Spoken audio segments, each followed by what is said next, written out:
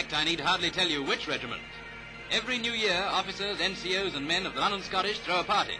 And there are many memories that the youngsters take away with them, mostly round the middle.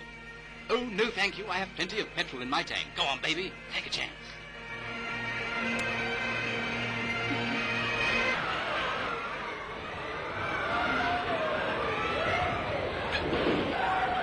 No party would be complete without at least one nursery rhyme, so it's 4 and 20 blackbirds.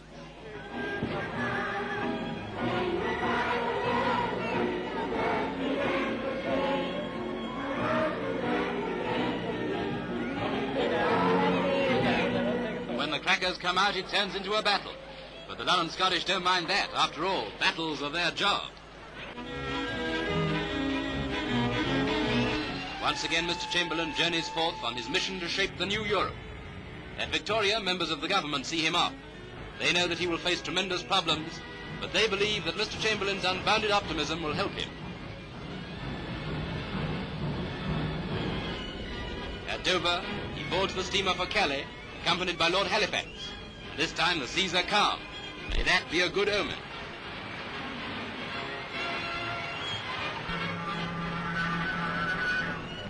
Mr. Chamberlain's first stop on his journey is at Paris, no doubt to get the French angle on outstanding Franco-Italian difficulties.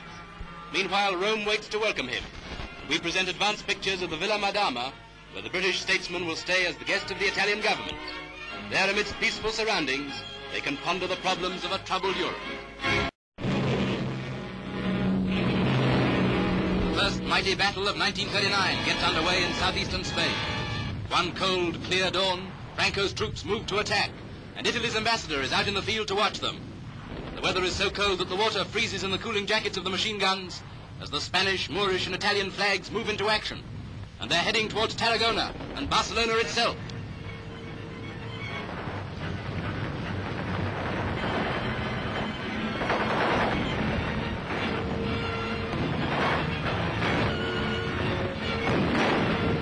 But after 3 days of battle, the shells are bursting on a 100-mile front. But just as these pictures arrive in Britain, comes other, bigger news. The government forces, taking advantage of Franco's troop concentration in the southeast, are attacking in the southwest, and have apparently almost smashed through the insurgent lifeline. So once again, it's stalemate in Spain.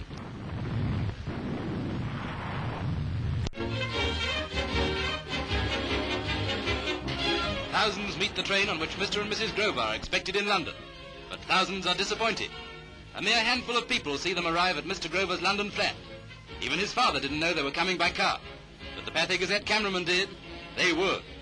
And then comes the happy reunion when Ileana is presented by Brian to his parents at their country home in Buckinghamshire. And now we are privileged to present the front page voices of this happy couple. Of course, Ileana doesn't speak English, but her message in Russian expresses her delight at meeting her husband's parents and the kindness that all Europe has shown her. My wife and I are so happy to have had this reunion today with our parents. It's a great day for us. Everybody has been so kind, and we don't know how to thank you all. А мне нужно говорить так? Как тебе нравится встреча с моими родными? Я счастлива, что увидела твоих родных, они прекрасные люди. So here's happiness to the front page lovers. To show the flag to the new world, Britain's famous streamlined train, the Coronation Scot, is being prepared for its visit to the New York World's Fair. Engineers are fitting a headlamp and a bell to comply with American railway regulations. Before actually going on show at the fair, the Coronation Scot will make a 3,000-mile tour with driver F.C. Bishop at the controls. So this time we're showing America how Britain is building the world of tomorrow. The same old story, but this time there's a difference. Once again a nation is making demands, another nation is asserting her rights. Italy wants Djibouti, the outlet to the sea of the railway from Addis Ababa. France's answer is definite and immediate. She sends reinforcements to Djibouti to ensure that this time might will not make right. Democracy calls the tune. Central Europe's mighty river is blue at last, blue with the cold. When the Danube is almost frozen over, it's news, for it's one of the fastest flowing streams and strongest currents in the world. But this year, Jack Frost is strong enough to beat the current, to pile up the ice and give the riverboats a holiday. For mile after mile, the Danube is practically frozen solid. York has gone all Venice-like. fact, the city has more water than is good for it. Floods have caused the River Ouse to rise no less than 14 feet above normal. But the pubs carry on as usual, even if they have to row their way there with the family as ballast. They say Dick Tappin once rode through this street, but today they spell it R-O-W-E-D.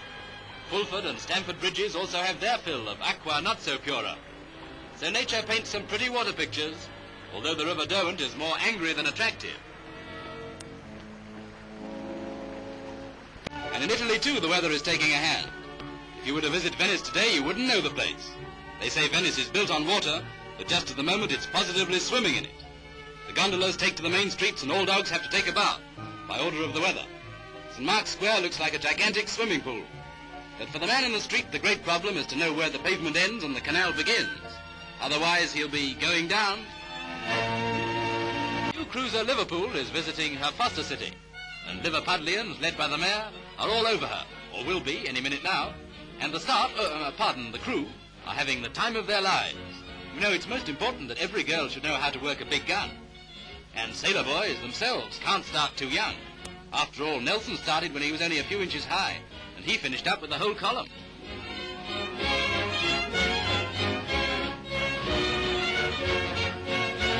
Gosh, if she knew what she was signaling.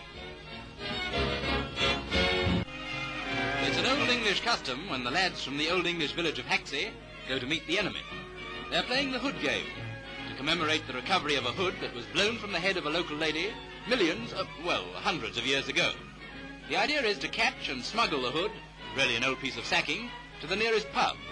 But another idea is to nip any such idea in the pub, the bud. And, the villager who does manage to dump the hood at the local is rewarded with a beaker of foaming mead. And far from being speechless, he has to make a speech. America hails the new year and hopes that 1939 will give the boys as good a time as she would.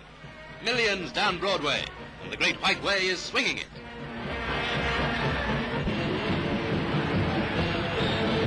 In 1,000 nightclubs and restaurants, they stomp out the old and shuffle in the new.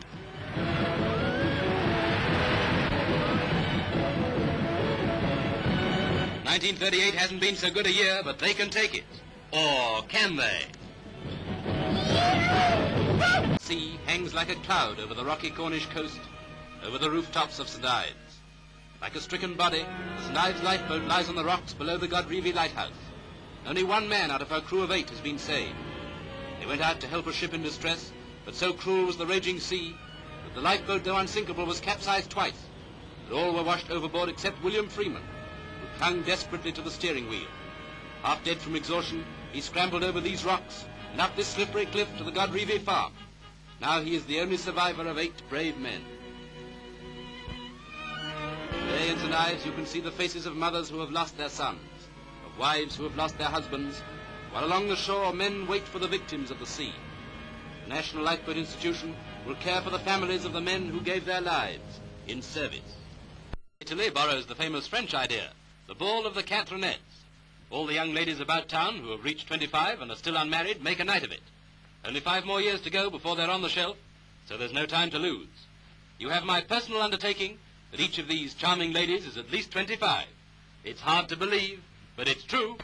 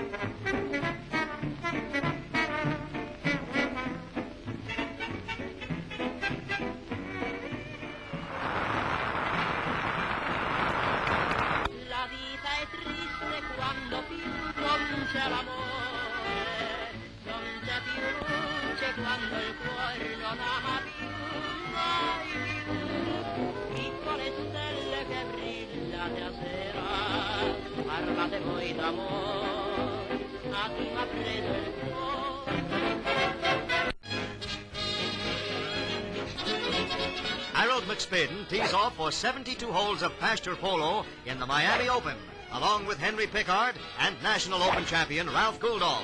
They're batting the dimples out of the ball in this $10,000 divot derby, while an enthusiastic gallery is seeing a 3-day game of golf that is definitely Silver Cup. In the final round of the tournament, Henry Pickard holds a long putt to place him dangerously close to the lead held by Harold McSpadden. On the 18th green, Mr. McSpadden sinks the putt that brings him the Miami Open title.